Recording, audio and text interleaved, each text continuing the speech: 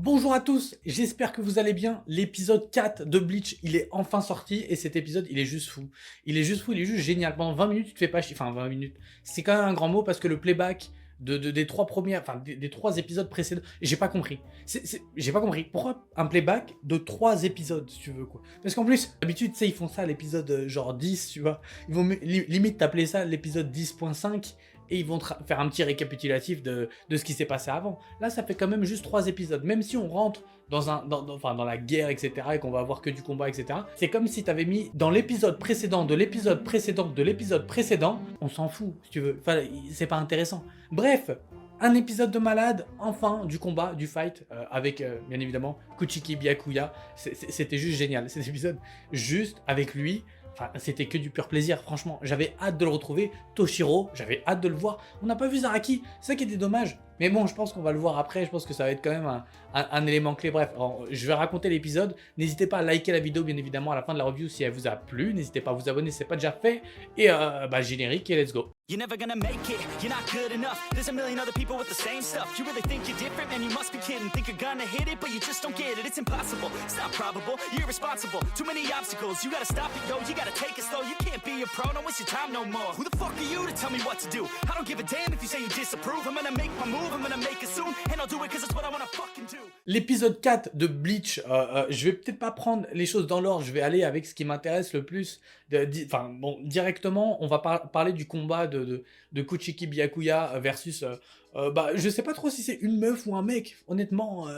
on va l'appeler le non-binaire, j'ai aucune idée de qui c'est. Bon, on sait que cette personne-là, ce Quincy, il est super puissant, il est limite capable de maîtriser le haki, il est capable de, je sais pas, renforcer une partie de son corps. On voit un petit peu des petites lumières bleues, bref, je sais pas ce qui se passe grâce à son pouvoir, mais il a une force de, enfin, il a une sorte de renforcement. Et en gros, peu importe les attaques de Renji, qui est présent ou peu importe les attaques de Byakuya en mode normal, bah ça fait rien quoi. Enfin en mode normal, ouais, il utilise je sais plus c'est quoi la deuxième forme, mais du coup avec les pétales etc. C'est sa deuxième forme normalement. Donc jusque là, bon, on sait que les mecs en face sont super balèzes, mais ce qui est intéressant c'est que c'est ça que j'aime dans Bleach, c'est de 1 cette différence de puissance qui te fait kiffer ta race. Tu sais que quand tu vois un ennemi arriver, il y a que dans Bleach que tu trouves ça. Bon, tu retrouves ça un peu dans One Piece ou peut-être même dans Naruto avec Madara quand il arrive dans la 4ème grande guerre des ninjas, mais même avec Zabuza dès le début, je suis con. Mais en fait, dans Bleach, c'est un impact, si tu veux. Alors, dans Bleach, on te met une claque pleine gueule parce que t'as les Quincy qui arrivent et en gros, ils arrivent en mode on est surpuissant. Ils défoncent. Bon, bien évidemment, le lieutenant Kira, il est mort. Les autres lieutenants, bon, je suppose, il y a des persos qu'on connaît pas, ils sont tous morts. De toute manière, on sait que les Quincy sont arrivés et qu'ils ont fait énormément de dégâts. Ils ont tué tout le monde, ils sont limite, enfin tout le monde, c'est un grand mot, mais ils sont inarrêtables. Et là, t'as les capitaines qui arrivent et t'as Byakuya lui-même qui dit. Alors c'est intéressant parce qu'au début, il arrive, il fait un peu le mal alpha en mode de toute manière, ils nous ont attaqués, donc ils ont attaqué mon chez moi, donc on y va. Renji, c'est pas la peine en gros, de sous-estimer les adversaires ou de te retenir. En gros, il lui dit, vas-y, pleine puissance. Ce qui est con, parce qu'au final, il a bien fait de se retenir Renji. Parce que Byakuya, il va utiliser son Bankai, Toshiro utilise son Bankai, celui qui a la tête de loup, chien, là, je sais plus comment il s'appelle, son Bankai, et comment il s'appelle, Yeifon ou un truc comme ça. Elle utilise aussi son Bankai. Et au final, leur Bankai, comme on a vu dans l'épisode 1, c'est aussi pour ça qu'il y avait un petit peu dans les épisodes précédents, ouais. Mais bon, c'était pas forcément super utile. Mais bon, on sait que les Quincy sont capables d'aspirer, ou du moins c'est ce qu'on croyait, d'aspirer le Bankai des Shinigami, ici même des capitaines. Sauf Ichigo. Alors la question à se poser, c'est qu'on sait que Ichigo c'est la clé. D'un autre côté, franchement, bon, Byakuya, ça me fait rire parce que j'ai envie de te dire, tu sais, genre si tu tombes face à Zaraki, je sais pas, Zaraki là, il a pas son Bankai. Moi j'ai pas suivi le manga, donc normalement on devrait être, on doit pas connaître le Bankai de Zaraki jusqu'à présent. Et tu veux quoi, Zaraki, qu'est-ce qu'il s'en fout? Parce que t'as tout le monde qui est en panique, en mode putain, ils ont volé nos Bankai, on est dans la merde. Mais Zaraki va arriver en mode, quel Bankai? Ça fait 30 ans de ma life que je me bats sans Bankai, j'ai pas besoin d'un Bankai, j'y vais comme ça mon pote. Donc Zaraki en fait, c'est là où ça sera intéressant, c'est que lui-même, normalement, il devrait pouvoir changer la donne en termes de puissance sans son Bankai. D'un autre côté, il y a quand même, je pense que Byakuya, etc., ils le disent bien, même s'il y a une scène que j'adore, et c'est la scène où, justement, ils perdent leur Bankai, Et il y a cette petite musique, je crois que c'est Soundscape to Harbor, un truc comme ça, l'OST piano et tout qui se lance, et c'est juste sublime. Et on voit en fait que tout le monde est touché par la perte, je sais pas, moi j'ai été grave ému à ce moment-là. On voit que tout le monde est touché par la perte des Bankai de tous les capitaines. Ça te prend au cœur direct. Moi ça m'a pris, franchement, j'étais là en mode, ouah, c'est trop triste. Tu vois Toshiro qui est par terre, en mode Hyorin Maru, il l'appelle, et tu sais, quand on lui vole le Bankai, c'est comme si on volait limite l'âme de l'épée, ni plus ni moins. On se rappelle dans l'arc, je sais plus c'était lequel exactement, sûrement après les Arrancars, si je dis pas de conneries, il y avait un arc où les Bankai de tous les Shinigami se matérialisaient, en fait devenaient limite leur ennemi, etc. Mais on se rappelle du lien qu'il y a avec le Bankai, quoi. Et du coup, perdre ton ami, perdre ton Bankai, c'est presque ça au final. Donc c'est un partenaire de combat, c'est un frère d'armes, bref. Toshiro, il le montre bien, il est super déçu. Mais après, il réagit super en mode mature. Matsumoto, qu'est-ce que t'attends? Prévient tout le monde avec sa technique, je sais plus comment elle s'appelle. Pareil, j'ai du mal avec les noms, mais je sais pas comment elle s'appelle, mais elle était super intéressante, sa technique. En gros, elle peut communiquer à tout le monde, donc c'est trop cool que ça, comme ça fait penser à Inoue. Ouais, c'est Inoue. Non, Inoue, qu'est-ce que je raconte? Ino dans Naruto. Donc la capacité à communiquer avec tout le monde, donc tout le monde est au courant qu'il vole les Bankai et non pas il les bloque. Ce qui veut dire s'il les vole, c'est qu'ils sont plus du tout dans l'épée. Donc après, pour retrouver le truc, à part reprendre, je suppose, l'objet qu'ils ont utilisé pour le voler, ou le briser. Et peut-être qu'en le brisant, le truc revient. Ça serait la base des logiques, enfin la base, ça serait ça. La logique, ça serait ça. Donc, on a Byakuya, et franchement, honnêtement, moi, je vais dire, non mais de 1, la puissance des mecs en face, c'est des Quincy là, c'est juste énorme. Moi, Byakuya, t'as un Shinigami là-bas, t'as Byakuya, heureusement qu'il n'y a pas de rebeu dans la Soul Society, parce que ça fonctionnerait en mode, Samir, Byakuya, il est mort. Ils ont volé son Bankai, on y va, dis à Abdel, on y va, on rentre, on reste pas là. Parce que, qu'est-ce que tu veux faire face à...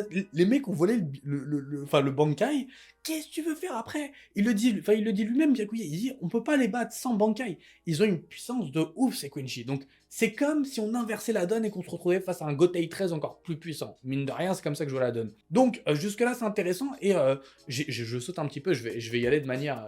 Enfin, pas dans l'ordre là, mais je pense que ce qu'on va noter ici, c'est que l'une des clés, je vais dire l'une des clés parce que je reviens à Zaraki Kenpachi, l'une des clés, c'est Ichigo. Premièrement, il est le seul capable de ne pas se faire aspirer son Bankai. Épisode 1, si je me trompe pas, non, c'est le 2, avec le Quincy qui arrive, je sais plus comment il s'appelle. J'ai grave du mal avec les noms d'un côté. L'allemand, c'est pas mon truc. Wow, il fallait mettre des trucs là, Quincy dit nanan là. Katekiyoshi no Hitman Reborn, c'est bon, j'ai retenu quoi. Mais les noms en allemand, c'est chaud.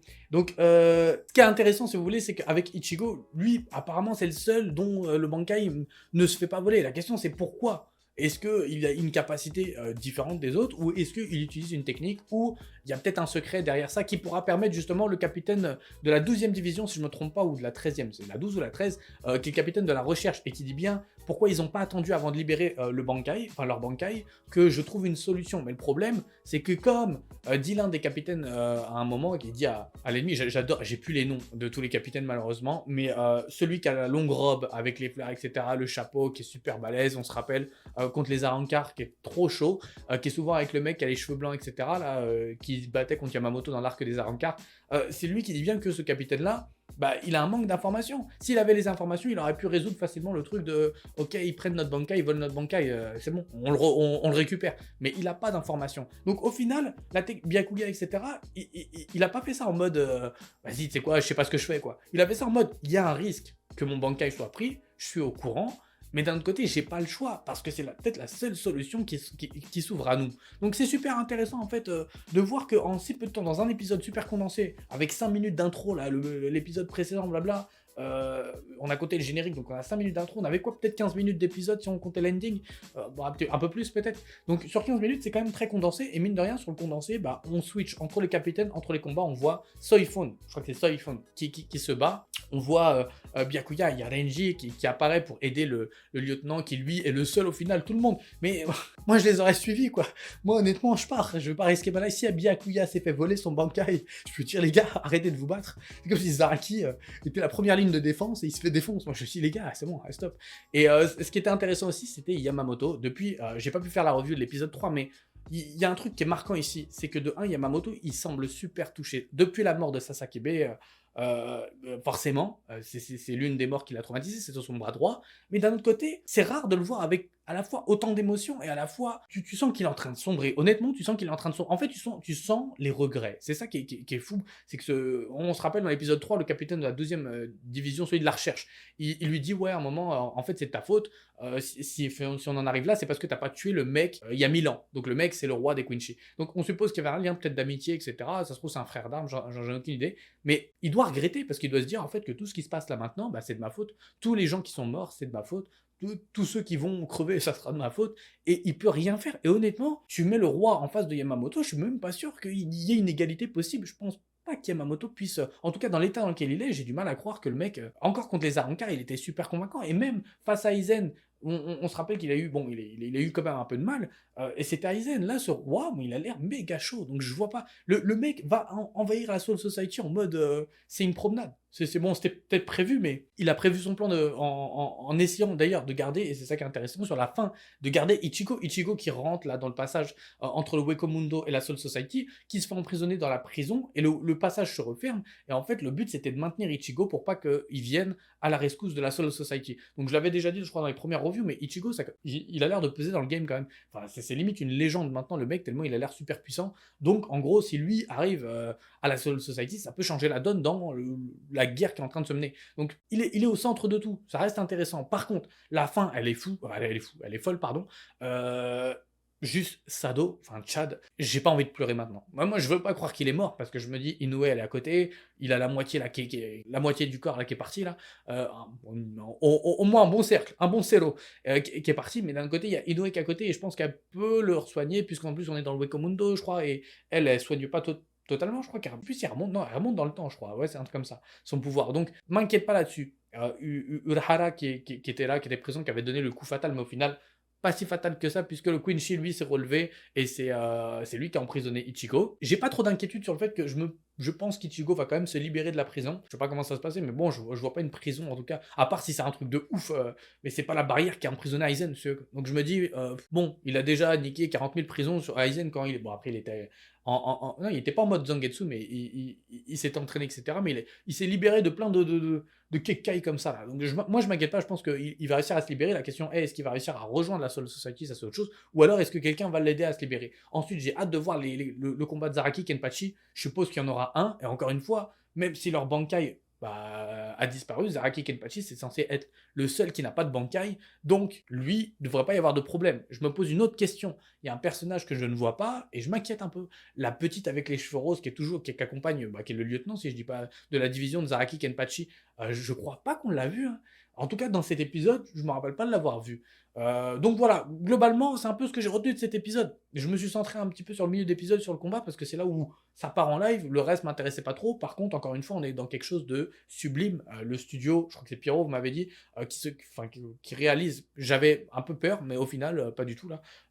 Quand on m'a dit Pierrot, je me suis dit putain, mais ça se trouve, ça va juste chuter d'épisode en épisode, mais pas du tout. Pour l'instant, l'animation elle est cool. Le fait qu'ils mettent une sorte de filtre au niveau de la Soul Society quand on arrive dedans, un filtre un peu grisâtre, on sent qu'en fait, on veut nous envoyer des émotions plein la gueule, et donc c'est que du kiff. Honnêtement, c'est que du kiff. J'ai vraiment hâte de voir la suite. C'est que du bonheur. Je sais pas d'autres mots.